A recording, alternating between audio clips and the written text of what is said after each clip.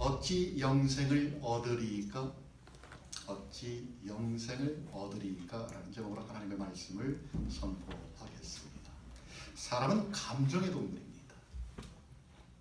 우리가 감정을 갖고 있지요. 감정이 약 50가지, 어느 곳에는 48가지 이 정도를 표시하고 있는데, 대표적인 게 기쁨, 슬픔, 분노, 증오, 이런 것들이 우리가 갖고 있는 감정입니다. 그래서 형편에 따라서, 상황에 따라서 우리의 감정이 시시각각 변합니다. 여러분, 그 중에서도 욕망이라는 감정이 있습니다. 이 욕망이라는 감정은 사람에게 있어서 가장 필요하기도 하지만 잘못되면 비극을 낳는 감정의 한 부분이기도 합니다. 왜냐하면 여러분, 욕망은 사람이 결코 채울 수 없는 감정이기 때문에 그렇습니다. 채울 수 없는데 채워야만 하는 인간의 감정, 정신분석학에서는 이 욕망이라는 말을 세분화해 갖고서 욕구, 요구, 욕망 이렇게 세 부분으로 나눠서 다루고 있습니다. 욕구가 생리적인 작용에 의해서 무의식적인 것이라고 한다면, 요구는 언어를 통해서 자기의 욕구를 표현하는 방법입니다.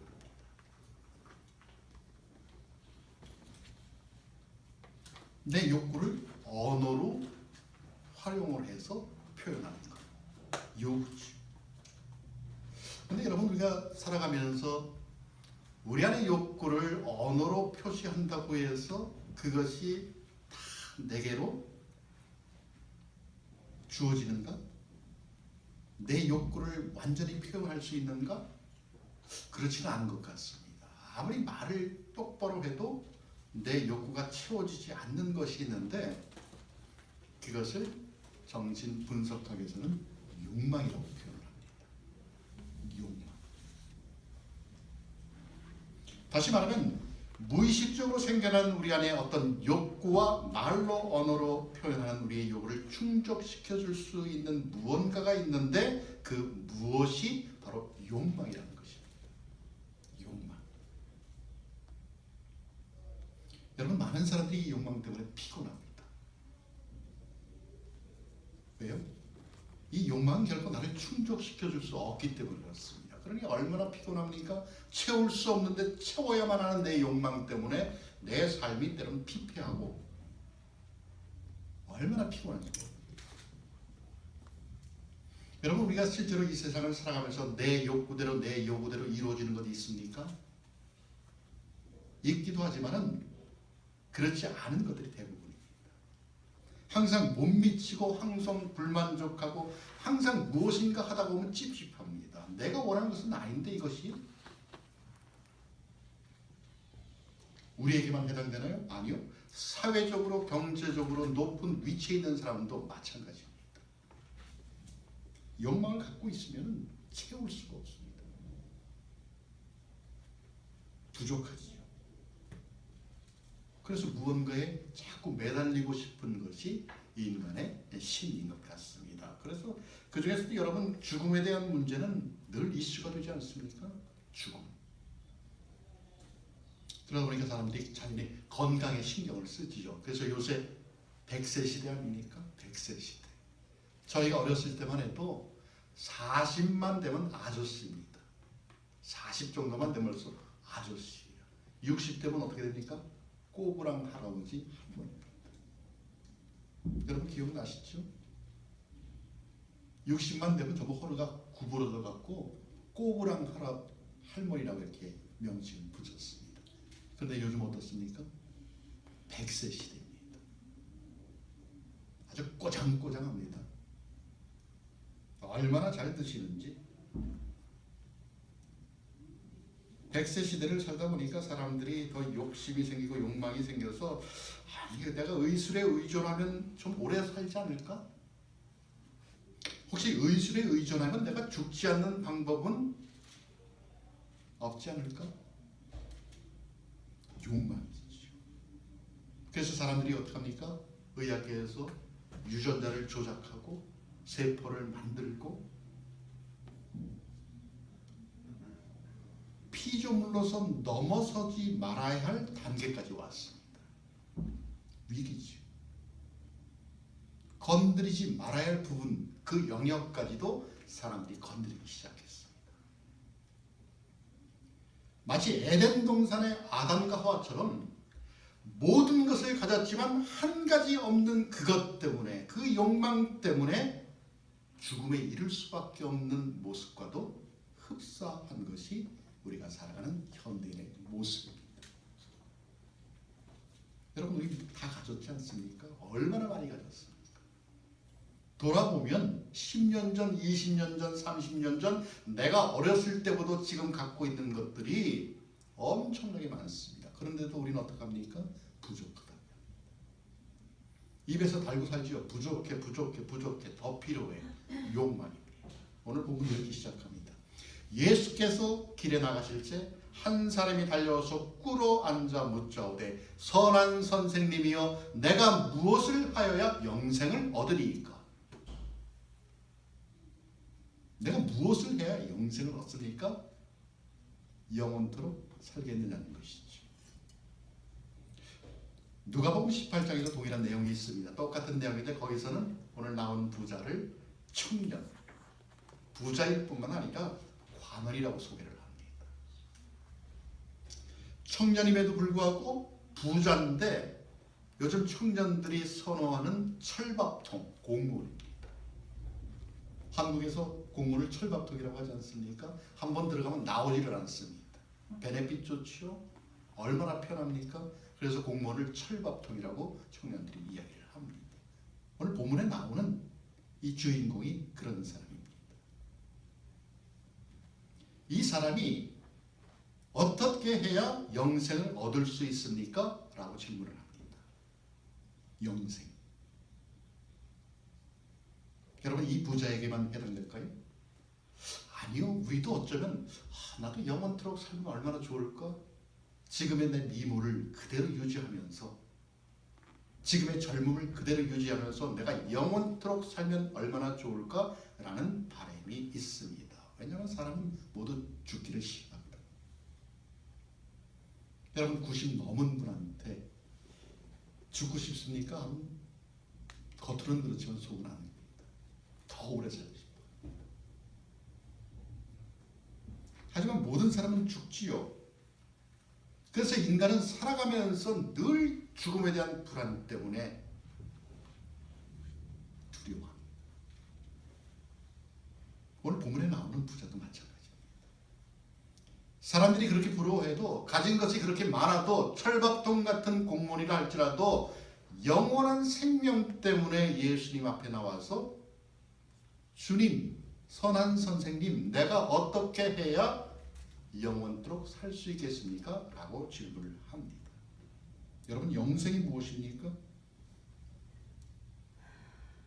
죽지 않고 영원히 사는 것. 그렇죠. Eternal life. 지옥 가지 않고 천국 가는 것. 우리 믿는 사람들이니까. 뭐 부분적으로 맞습니다. 그러나 요한복음 17장 3절에서 영생을 이렇게 표현을 합니다. 영생은 곧 유일하신 참 하나님과 그의 보내신 자 예수 그리스도를 아는 것이다. 영생은 뭐라고요? 영생은 예수 그리스도를 아는 것이다. 하나님과 예수 그리스도를 안다는 것이 영생이라는 것입니다. 그런데 중요한 것은 여러분, 안다는 것이 무엇입니까? 예수를 안다는 것, 하나님을 안다는 것이 무엇입니까? 그냥 뭐 성경책에 나와 있는 것 아는 겁니까? 지식적으로 아는 겁니까? 문자적으로 아는 것입니까? 아니요. 그분과 만남이 있어야 됩니다. 그분을 안다는 것은 그분과의 만남이 있고 나눔이 있고 관계가 있어야 한다는 뜻입니다. 유일하신 하나님, 절대자이신 하나님, 예수님이 그리스도 메시아임을 발견하고 깨닫고, 그래서 그분과 만남이 있고 관계가 있고 인격적인 교제가 있는 것, 그것이 만남의 의미입니다. 여러분, 영생은 그분을 아는 것이라고 했습니다. 여러분, 우리는 그분을 얼마나 알까요? 여러분, 하나님을 얼마나 아십니까? 예수님을 얼마나 아십니까? 한번 가슴에 손을 대고 한번 자신에게 한번 물어보십시오. 나는 하나님을 얼마나 알지? 나는 예수님을 얼마나 알지? 내가 아는 만큼 삶에 만족이 있습니다. 내가 아는 만큼 삶에 만족이 있습니다. 내가 예수님을 10% 알면 10% 삶의 만족이 있고요. 내가 예수님을 100% 알면 내 삶에 100%의 만족이 들어옵니다. 그런데 예수님을 모르면 항상 무언가가 조금 빠져버린 듯한 삶입니다. 무언가를 상실한 것처럼 자신의 삶에 대해서 허무함을 벗어나지를 못합니다. 어이구, 내 삶은 왜 맨날 이 모양이야? 이건 내가 원하는 내 삶이 아니잖아. 나는 이렇게 살려고 내가 이렇게 태어난 거 아니잖아. 나는 그게 아닌데 내 삶은 이거야. 내가 이렇게 살려고 미국 땅에 왔나? 내가 이 짓거리 하려고 미국 땅에서 살고 있나? 그 좋다고 하는 미국 땅에서? 오늘 본문에 나온 부자도 마찬가지입니다. 가진 건 많습니다. 그런데도 자신이 갖고 있는 삶의 틀에서 벗어나지 못합니다. 그래서 여러분,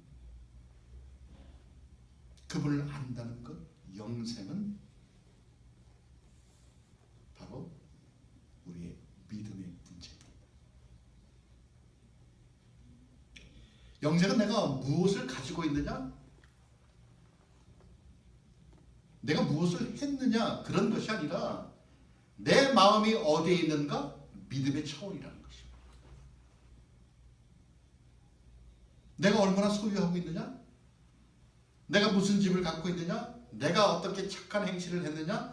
그런 차원에서 결정되는 것이 아니라 내 마음이, 내 중심이 어디로 가 있느냐? 믿음이죠. 오늘 본문에 나온 부자 청년 한번 보십시오. 거의 모든 것을 가진 사람입니다.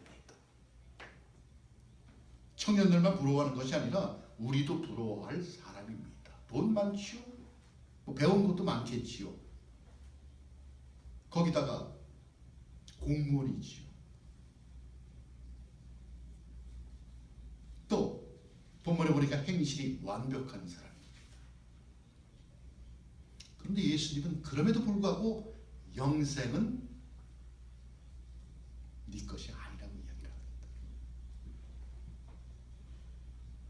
왜 그럴까요? 22절에 보니까 이렇게 말씀합니다. 그 사람은 재물이 많은 거로 이 말씀을 인하여 슬픈 기색을 띠고 근심하며 가리라. 재물이 많은 거로 근심해서 떠나간다고 이야기를 합니다. 우리 19절 말씀에 보니까 예수님께서 이렇게 말씀을 합니다. 내가 계명을 안 하니 살인하지 말라, 간음하지 말라, 도적질하지 말라, 거짓 증거하지 말라, 속여 취하지 말라, 내 부모를 공경하라 하였느니라. 그랬더니 부자 청년이 20절에서 이렇게 대답합니다. 선생님, 우습다는 것이죠. 그건 내가 옛날부터 지켜왔던 거예요. 아니 그거를 나한테 물어봅니까? 주님 말씀하시는 건 내가 어렸을 때부터 지켰습니다. 지금도 지키고 있지요. 주님 보세요. 예배 참석하잖아요. 찬양하고 기도하잖아요. 헌금도 하고 때론 구제도 해요. 예수님 몰랐지요. 나 이런 사람이에요. 자랑합니다. 그래서 꺼릴 것이 없는 것이요. 누가 봐도 나는 양심에 반하는 행동을 하지 않았다는 것입니다. 그랬더니 예수님께서 무엇이라고 말씀합니까? 21절에서 이렇게 말씀합니다. 내게 오히려 한 가지 부족한 것이 있으니, 내게 한 가지 부족한 것이 있으니, 그래 알아. 너 계명 지키고 네 행동하는 것 보니까 그럴듯해. 하지만 너에게 부족한 것이 하나 있는데 그것은 바로 네 마음의 중심이 예수가 아닌 다른 것에 가 있다는 것입니다.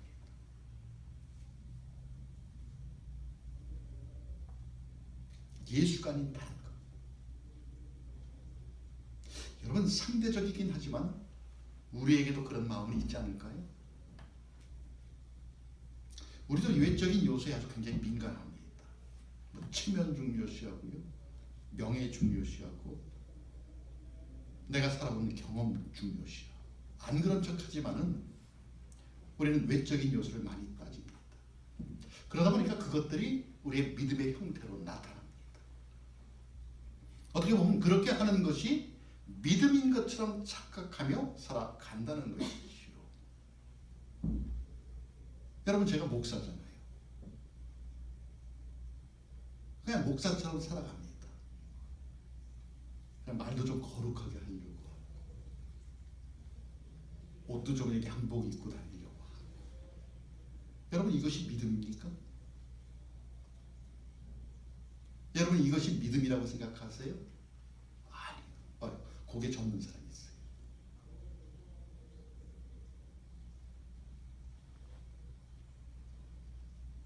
주님, 보세요. 나 지금 예배에 참석했잖아요. 찬양도 얼마나 뜨겁게 불렀는지 몰라요. 기도도 했고요, 헌금도 하고 구제도 할 거예요. 이게 믿음입니까? 여러분, 성경이 가르쳐주는 믿음은 하나님과의 관계를 말합니다. 믿음은 관계입니다.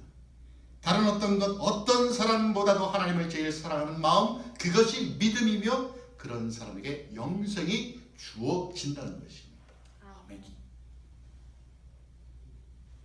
외적인 요소 필요 없습니다. 여러분, 목사라고 믿음이 많을까요? 신학자라고 믿음이 많을까요? 아니요, 그렇지 않습니다. 신학자 중에서도 믿음 없는 사람 무지무지 많습니다. 예수 믿지 않는 사람 많습니다. 껍데기보다는 마음이라는 것이죠. 그분이 나를 사랑한 것처럼 너도 나를 사랑하느냐? 내 마음이 그분을 향해 가고 있느냐? 그렇지 않다면 네가 아무리 외적으로 완벽한 삶을 살았을지라도, 아무리 네가 매너가 좋고 인격이 훌륭하고 은사가 놀라워도 영생은 없다. 영생은 없다는 것입니다. 그래서 여러분, 우리에게 무엇이 필요합니까? 내려놓는 것이 필요합니다. 내려놓는 것. 가졌느냐? 내려놓으시라는 것입니다. 무엇을요? 우리가 아까워하는 겁니다. 지금 내가 놓아버리면 아쉬운 겁니다. 오늘 본문에 나오는 부자 청년이 그것을 하지 못했습니다. 주님께서 무엇이라고 말씀합니까? 내 있는 것을 다 팔아 가난한 자들에게 주어라. 그랬더니 무엇이라고 대답을 합니까? 그 청년이 재물이 많은 거로 슬픈 기색을 띠고 근심하며 떠나갔다라고 말을 합니다. 아까운 것이죠. 아니, 내가 어떻게 해서 모은 건데 그것을 나보고 내놓으라고? 너무너무 아까운 것이죠. 그래서 내려놓지 못하고 그냥 떠났습니다. 떠나면 어떻게 됩니까? 영생의 축복이 없지요. 여러분, 우리가 이 땅에 살아가면서 정말 참되고 행복하고 보람있게 살고 싶으면, 그리고 영생을 누리고 싶으면 우리에게 있는 것을 내려놓아야 합니다. 여러분, 갖고 있는 것이 무엇입니까? 주님께서 지금 이 시간 너에게, 나에게 그것을 내려놓으라고 한다면, 나는 과연 내 안에 있는 그 모든 것들을 아쉬워하지 않고 주님 앞에 내어드릴 수 있는가? 점검할 필요가 있습니다. 내가 갖고 있는 재물뿐만이 아니라 내가 갖고 있는 집착, 고집, 판단, 내가 지금 행하고 있는 습관들 내려놓으라는 것이죠. 그래야 내려놓으면 너는 그분의 임재하심을, 그리고 그분께서 주시는 생명의 환희를 너는 다시 한번 경험할 수 있다라는 것입니다. 쉽지 않죠. 아까우니까. 하지만 여러분, 영생은 우리가 갖고 있는 어떤 소유의 문제가 아니라 우리의 믿음의 문제입니다. 두 번째로, 영생은 그렇게 믿음으로 주님을 따르는데 헌신할 수 있는 사람에게 주어집니다. 21절에 보니까 예수님께서 부자 청년에게 이렇게 이야기합니다. 내가 가진 것을 다 팔아서 가난한 사람들에게 주어라. 그리하면 내가 하늘에서 보화를 차지하게 될 것이다. 그리고 와서 나를 쫓으라. 무슨 뜻일까요? 외적으로 보여지는 모습이 아니라 내 마음속에 있는 중심 이동을 원하고 계신 것입니다. 겉으로만 번지는 것이 아니라 그냥 와서 예배 드리고 찬송하고 기도하고 이런 모습이 아니라 내 마음속에 있는 중심이 하나님께로 이동을 해야 한다는 것입니다. 지금까지 네가 갖고 있는 편견에서 벗어나라는 것이지요. 네가 그렇게 소중하게 간직하고 있던, 네가 그렇게 최고로 생각하고 있던 어떤 것들에 대한 벗어남을 뜻합니다. 여러분, 우리에게 있는 재물 복입니까? 여러분, 우리에게 있는 재산 복입니까?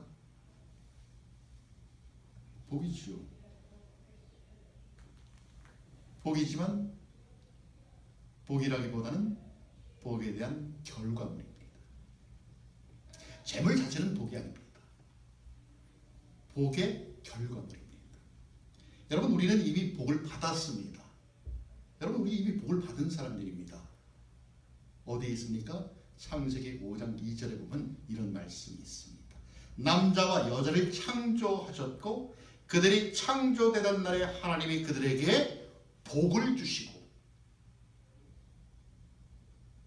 하나님이 남자와 여자를 창조했는데 창조하는 그날 복을 주셨다고 말씀합니다. 그리고는 그들의 이름을 사람이라고 일컬었느니라. 여러분, 우리는 창조되던 날에 이미 복을 받았습니다. 그런데 사람들은 어떻게 생각합니까? 재물이 복인 줄 알고 그 재물을 삶의 목적으로 삼습니다. 자신의 삶을 재물에 올가맵니다. 그러니 여러분, 얼마나 피곤합니까? 나는 이미 복받은 사람인데 그 재물을 구하려고 나를 그 재물에다 올가맵니다. 그러니 사람이 사는 겁니까? 아니죠. 사람이 사는 것이 아니죠. 돈이 사는 것이죠. 재물이 사는 것이죠. 재물은 그저 내가 살아가기 위한 수단인데 목적으로 사니까 어떻게 됩니까? 내 삶이 피곤하고 망가져 버립니다. 우리 요즘 많이 보지 않습니까?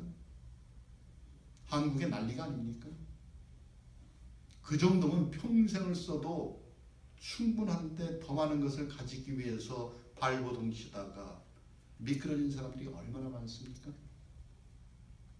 그래서 이제 바꾸라는 것입니다. 나에게 이미 허락하신 복을 바꾸라는 것이죠. 복 주신 그분을 위해서 살라는 이야기입니다. 헌신하라는 이야기죠.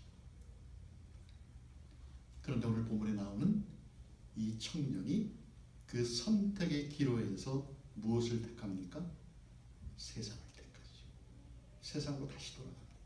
나는 세상이 좋아. 얼마나 좋아. 먹을 것 많지, 볼 것 많지, 들리는 것 많지. 사실 밤에 세상에 나가면 휘황찬란하지 않습니까? 네온사운이 우리를 유혹합니다.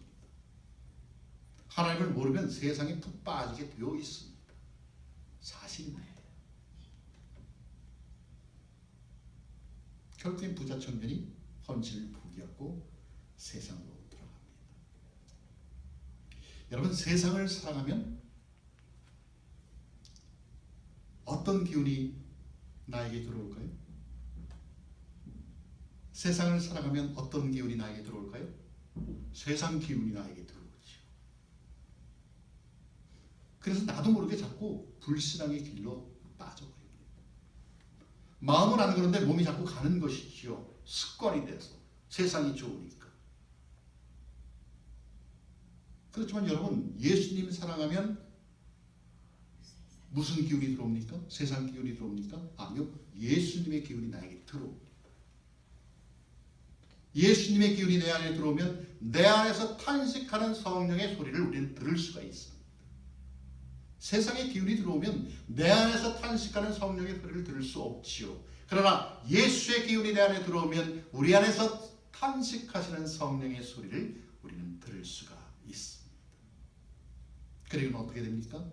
우리가 그렇게 소중하게 여겼던 것들, 그런 것들을 십자가 앞에 내려놓고 그분을 따를 수 있는 용기와 헌신된 모습이 나를 통하여 드러날 수 있다는 것입니다.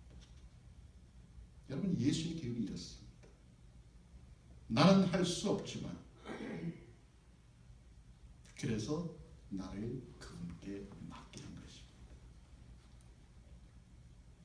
여러분, 온갖 혼란과 두려움을 주는 세상입니다. 그래서 뭔가를 좀 벗어나려고 교회를 다니죠. 아, 이렇게 살아서는 안 되겠다. 그래도 좀 온전하게 살아야지. 근데 많은 사람들이 교회를 피상적으로 다닙니다. 사실입니다. 그러면서 그냥 세상에서는 그냥 세상 가치 기준에 따라서 살아갑니다. 여러분, 왜 그럴까요? 왜 그럴까요? 아무래도 자기 자신을 너무 사랑해서 그런 것 같습니다. 나 자신을 너무 사랑하니까, 내 자아에 너무 집착해 있으니까 그렇지 않은가, 그렇게 생각이 듭니다. 그런데 여러분, 우리가 주님께서 헌신하면 그 헌신이 우리를 자유하게 만듭니다. 우리에게 헌신의 마음과 그러한 삶을 살아야겠다는 마음이 있다면 우리는 하나님이 내 곁에 있음을, 또 그분이 내 곁에 있어서 그분이 나로부터 행하시는 능력을 우리는 체험할 수가 있습니다. 그래서 여러분, 영생은 주님께 헌신하는 사람들에게 주어집니다. 아무나 가질 수 있다는 것이 아니죠. 믿음이 있어야 되고 헌신이 있어야 돼요. 그럴 때 영생은 하나님이 베풀어 주신다는 것입니다. 아멘. 여러분, 오늘 본문에 나오는 부자 청년, 겉으로 보기에 완벽한 사람 아닙니까? 정말 모든 젊은 사람들이 바라는 이상형입니다. 아마 배우자로 삼고 싶은 여성분도 많을 것 같습니다. 뭐 부자죠? 잘 나가죠? 뭐 공무원이니까 뭐 직업 걱정 안 하죠? 이상형입니다. 정말 율법적으로는 퍼펙트입니다. 지킬 거 다 지키죠.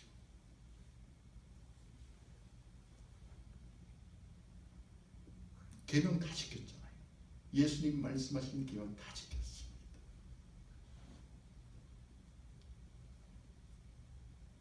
그런데 주님이 지금 나에게, 주님 나 그렇게 살아요 지금.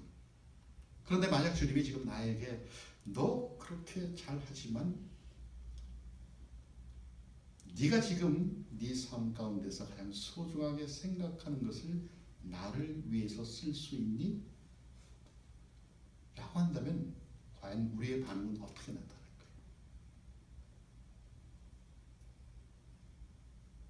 부자 청년처럼 주님 나 그렇게 할 수 없어요 하면서 슬픈 기색을 띠면서 살 돌아가고 세상으로 갈까요? 아니면 주님 여기 있습니다. 이거 주님께서 주신 것이잖아요. 내가 주님을 위해서 쓸게요. 주님을 위해서 내 것을 버릴게요. 라는 반응을 보일까요?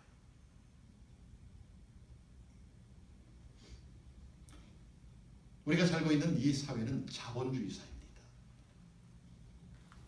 돈이 인간의 삶을 결정하는 구조입니다. 특별히 대한민국 어떻습니까? 굉장하죠. 돈이면 안 되는 것 없는 나라가 대한민국입니다.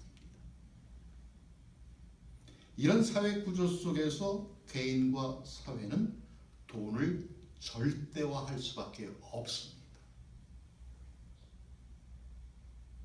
돈의 논리가 블랙홀처럼 모든 것을 빨아들입니다. 정치, 경제, 문화, 예술, 노동 모든 분야 다 빨아들입니다. 그래서 어떻게 보면 대한민국이라는 나라는 그 자체가 정말 이 논리가 적용이 안 될 곳이 없을 정도로 나라 전체가 블랙홀입니다. 다 빨려 들어갑니다. 돈의 논리. 모든 것이. 그런데 그러지 말아야 할 종교에까지도 그렇습니다. 여러분 하나님을 믿으면 그러지 말아야 되지 않습니까? 좀 재물에서 자유되어야 되지 않습니까? 그런데 그러지 말아야 할 종교에까지도 블랙홀처럼 빠져들어갑니다. 교회 사유와 교회 집단과 그러다 보니까 어떻게 됩니까? 세상의 이슈가 되어버렸습니다. 뉴스에 나옵니다. 보통 일반 뉴스에 종교계 뉴스는 잘 안 나옵니다. 그런데 일반 뉴스에 종교계 뉴스가 나오기 시작했습니다.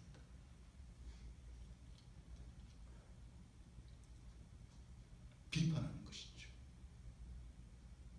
그런데도 여러분 경악할 것은 어느 정도 몸집이 있는 교회는 꿈쩍도 안 합니다. 어느 정도 자산의 가치가 있는 교회는 세상 비판 꿈쩍도 안 합니다.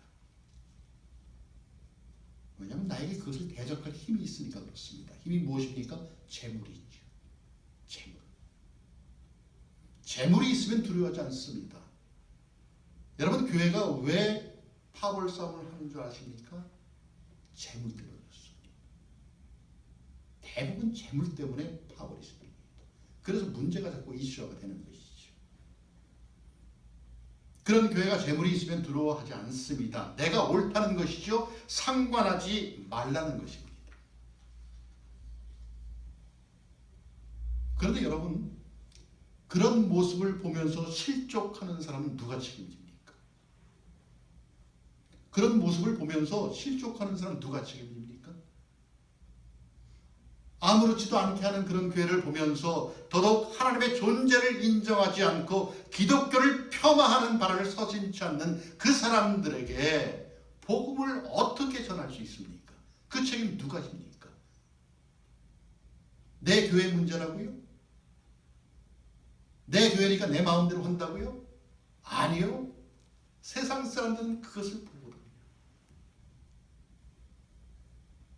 그런 사람들한테 복음을 어떻게 전합니까? 무엇으로 복음을 전합니까? 문제는 분명히 있는데 그 문제 속에 들어가 있는 사람은 언제나 내가 아니고 너입니다. 나는 괜찮다는 것이죠. 나는 올바로 했다는 것입니다. 그러니 내가 버려야 하는 것이 아니고 네가 버려야 해.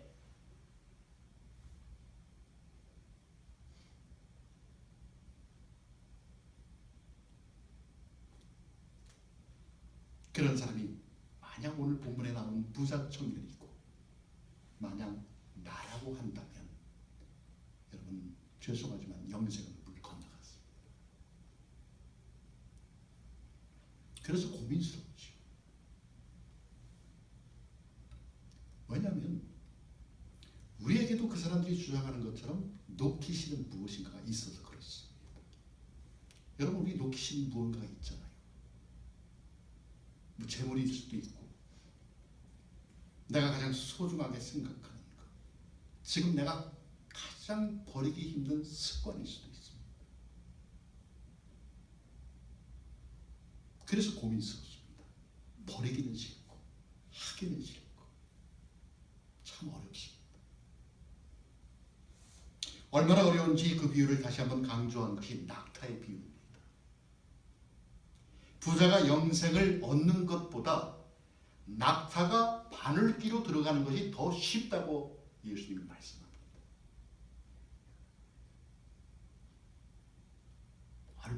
이야기입니까? 아니 내가 영생을 얻는 것보다 낙타가 바늘기로 들어가는 것이 더 쉽다고 말씀을 합니다. 무슨 이야기입니까? 넌 할 수 없다라는 것이지. 그 정도로 우리 욕심, 욕망 이런 것들은 영생의 걸림돌이 된다는 이야기입니다. 여러분, 우리가 예수를 믿으면서 소중하게 생각하는 건 무엇입니까? 지금 나에게 그 어떤 것보다 주님보다 우선하지 않는 그런 소중한 믿음이 우리에게 있을까요? 내 있는 것을 다 팔아 가난한 자들 주라는 주님의 말씀 앞에 주님 여기 있습니다. 주님이 저에게 맡겨주신 것 여기 있습니다. 주님께서 쓰십시오 라고 말할 수 있는 용기, 그런 믿음 우리에게 있을까요? 영생이 있으면 영생은 우리 것입니다. 그런 축복이 있게 되기를 기도합니다. 그렇지만 그렇지 않다면 더더욱 주님을 의지해야 합니다. 내가 주님을 의지하면 그분이 내 안에서 역사의 발걸음을 옮기실 것입니다. 내게 있는 현재의 모습 그대로를 내려놓고 그분을 의지하면 성령께서 나를 도와 내 욕심, 내 욕망, 내 습관을 떨쳐버릴 뿐만 아니라 그것으로 인하여 나는 영생의 축복을 경험하는 삶을 살아갈 수 있을 것입니다. 여러분, 우리가 생각하기에 불가능하다고 말하는 것은 우리의 기준으로만 그것을 보기 때문에 그렇습니다. 우리의 기준으로 보면 불가능하죠. 여러분, 어떻게 산을 옮길 수 있습니까? 우리의 기준으로 보면 도저히 할 수가 없습니다. 그래서 여러분, 믿음으로 의지해야 하는 것입니다. 나는 할 수 없지만 그분은 할 수 있다는 그것을 믿는 것이죠. 그러할 때 영생은 우리의 것이 될 줄로 믿습니다. 만약 여러분에게 두 가지 선택의 조건을 주어진다 한다면 여러분은 어떤 것을 얻겠습니까? 첫째는 평생을 넉넉하게 살 수 있는 재물. 평생을 넉넉하게 살 수 있는 재물. 두 번째는 영원한 생명. 이 둘 중에 하나를 고르라고 한다면 여러분은 어떤 것을 선택하시겠습니까?